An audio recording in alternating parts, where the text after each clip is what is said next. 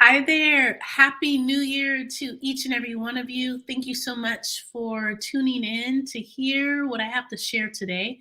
My name is Dr. D. I am the creator and founder of Core3 Harmony and Wellness Services. Here we provide services in three areas, that is music therapy, counseling, and life health coaching. I am so appreciative for each and every one of you that are my subscribers. If you're new here, I would like to encourage you to subscribe. My goal is to go live every Tuesday. That may be changing in the future, but my goal is to go live every week for no more than 30 minutes, usually less than that.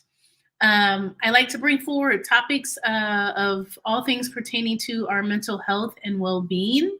I'm hoping this year also to include more things regarding what I do on the music therapy side of things and service, as well as coaching, so that for any of you that may be interested in receiving services from me here, you will have an understanding about my approach and how I go about supporting you to help you to live well, do well, and be well in every area of your life. Few housekeeping things, and then we'll dive right into our message for today. First and foremost, thank you to the subscribers. Those of you who are new, please subscribe. I'd appreciate it so much. And you can also provide an offering of a thumbs up on this video. Every little bit helps. There's a lot of us here on YouTube, so every little bit does indeed help us to become a little bit more visible and to get our messages out there. Second of all, is there some links below in the description area? Please check those out. One of those links is to the Core3 Academy and ebook store. There are some amazing courses, express courses, and information and ebooks there to help you to further enhance your health and well-being. So check those out. There are some things that are free to you, no cost, and there are some things at cost. Pricing is fair and available there for you if you want to dive in further. I also want to encourage you to sign up to our mailing email list there. And I don't bombard to overwhelm you. I know I get a little overwhelmed with the amount of emails that I can get.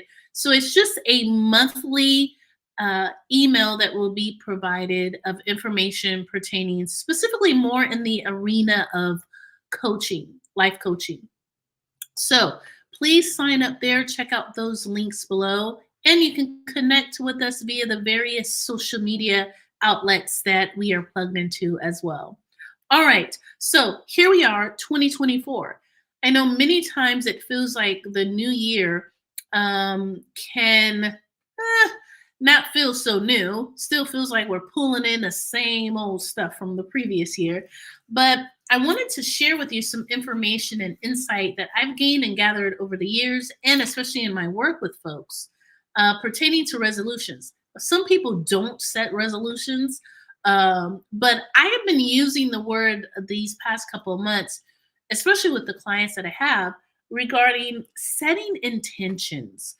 And I feel like that provides a little more oomph and a little bit more engagement and action on our part when we talk about setting intentions.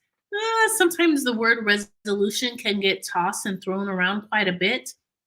So it can make it where, to a certain extent, it can feel as though um, resolutions are not kept for very long, and that actually is so. We will take a look at some information here in a little bit that does share how difficult and challenging it is for folks to keep their resolutions.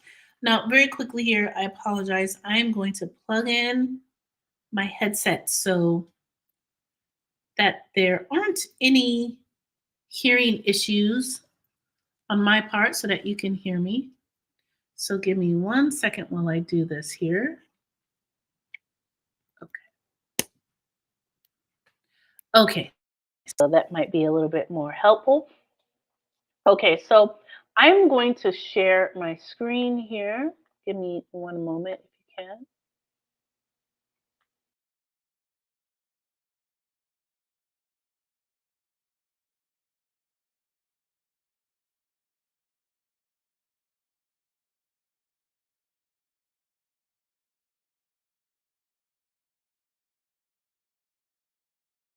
Um, okay, I realized I didn't have it. Okay, set. Uh,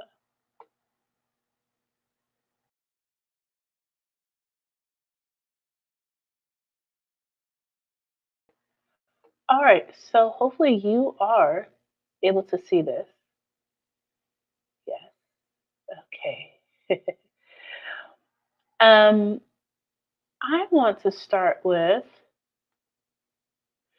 Okay, so new year, new you, setting realistic resolutions for a successful year.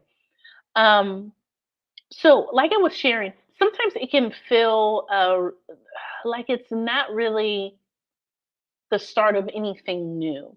Um, and what I am learning, and I believe what is being revealed more, really the new year feels as though it does not actually kick in until I want to say March or April. And I think we're definitely going to feel that this year. I'm already feeling like it feels like an acceleration, a ramp up in time.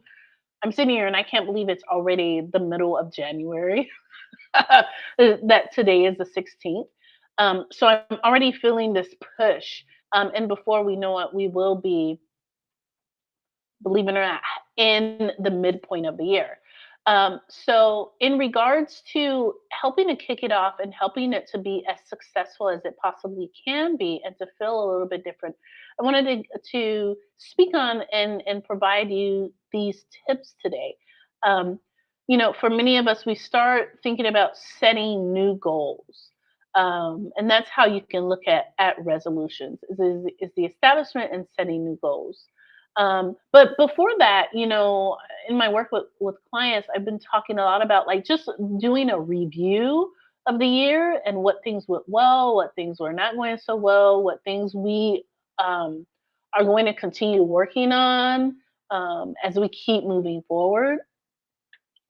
So I want to encourage you today, and to if you're already feeling like, ugh, or if you're feeling a lag in motivation to get yourself up and moving in the direction you like to go in, I want you to first of all know that you are not alone in this.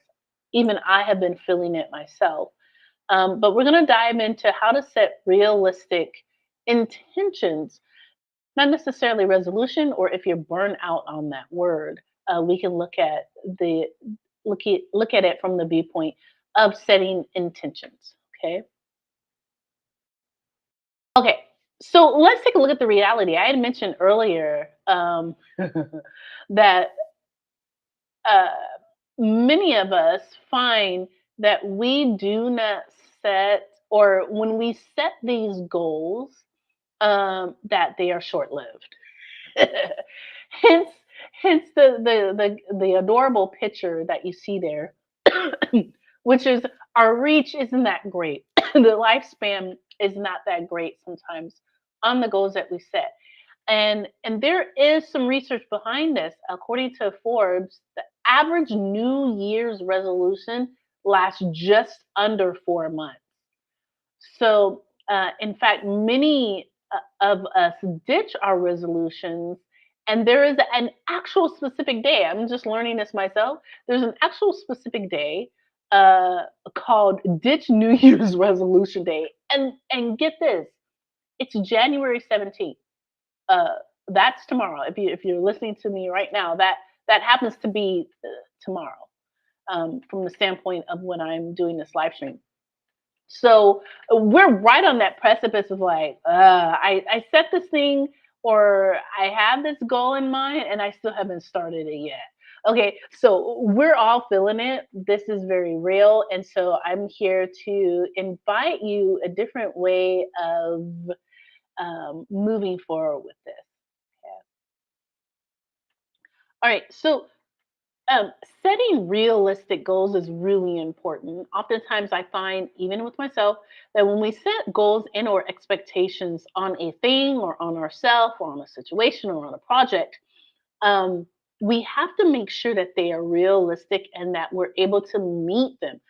Why stretch yourself out or stress yourself out on unrealistic expectations? But we actually do it a lot. So let's not do that anymore going forward. You can set and adjust the expectations you have on, especially on yourself. So, for many of us, we've heard of SMART goals, SMART, and we're going to talk about that during this time together today. So, instead of overhauling your life overnight, start with small, achievable steps. For example, aim to take walks 3 or 4 times a week rather than hitting the gym every day. Now, that is something that I have been doing because I'm made a point to have a goal that I actively am moving more, physically moving my body more, not just sitting so much. Um, and another good example is tackling cleaning one room at a time rather than the entire house. That's something that I have found and focused on, and it's been really helpful. And there's this amazing level of just satisfaction completing a task. Okay. Another good example of small achievable steps is limit eating out to once or twice a week instead of cutting it out completely. So these are just some examples of small incremental steps that you can take that you can become and feel successful in. These small changes can make a big difference without overwhelming you and leading to greater success and satisfaction. And that's what we're going for. Stepping into greater success and satisfaction with our everyday life and our everyday way of being. Another good focus is on action oriented intentions and resolutions. So do something new. Action oriented resolutions are about doing something new or different rather than stopping something completely. For example, try cooking a new nutritious meal each week instead of cutting out sweets entirely. Um, I have been doing more non-dairy and gluten-free foods. And so I've been slowly implementing these items into my diet and my way of eating. Do I do it every day? No. I set an intention to um, provide these types of foods and make them available to me so that I do have access to them more every day. Okay, so one of the things that you may find is that you're in this cycle of feeling stuck. Okay. And so there there's so many of us that even we get in what I would call stuck patches. Well, we don't feel stuck all the time, but there's patches within our journey that we feel stuck. And so there's nothing better than actually seeking out a different perspective, different point of view, and support in that area. And a good resolution here is to step into a therapy space. Now, I tell folks that I work with, therapy does not need to be something that's it's not a life term or lifelong sentence. You step into that therapy space as and when you need it. Um, I like to guide my clients through what is the amount of time that we need to work together depending on the specific need, right? If it's a very intense thing that they're going through in their life, yes, we may need to meet more regularly and consistently.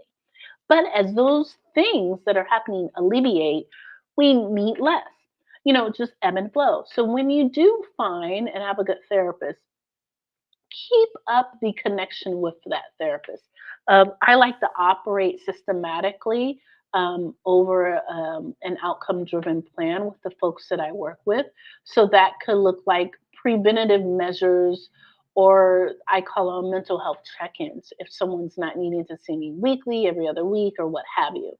So, those are some things to think about. Start attending therapy. It's a great way to set realistic goals and to work towards achieving them and to work on things where you have been seeing consistent stuck points or areas that have caused you a great deal of distress. Okay, it's a perfect time to start. And you can reach out to us here and schedule a consultation to see if we're a good fit for your needs, and then we can move forward from there. Okay. Small changes lead to small steps lead to big changes. That's how I like to look at it. Small steps lead to big changes. And small changes can make a big impact.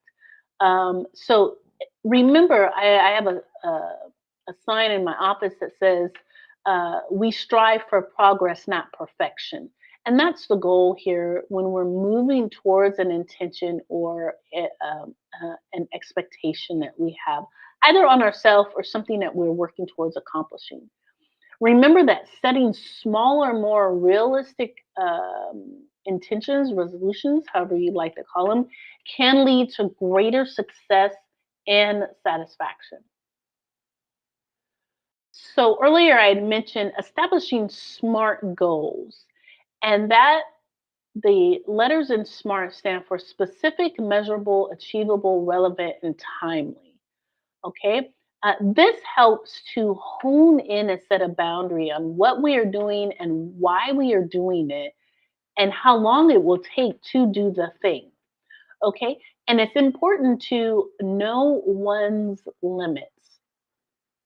So we start with self awareness, number one. Understand our limitations and set our resolutions and or intentions that are realistic and attainable. Number two, we establish healthy habits. We do this by focusing on building healthy habits rather than aiming for rapid or unsustainable change. Three, we dive into developing and cultivating a positive mindset.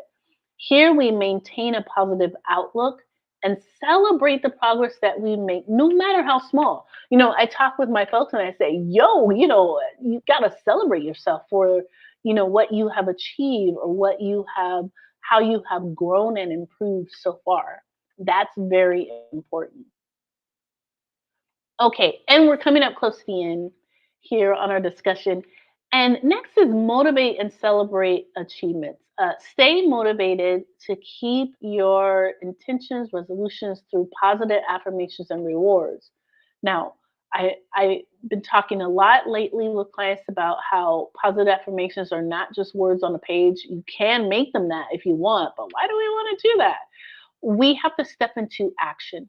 We step into action with these affirmations, in that we see what kind of action are we putting behind the statement we're making.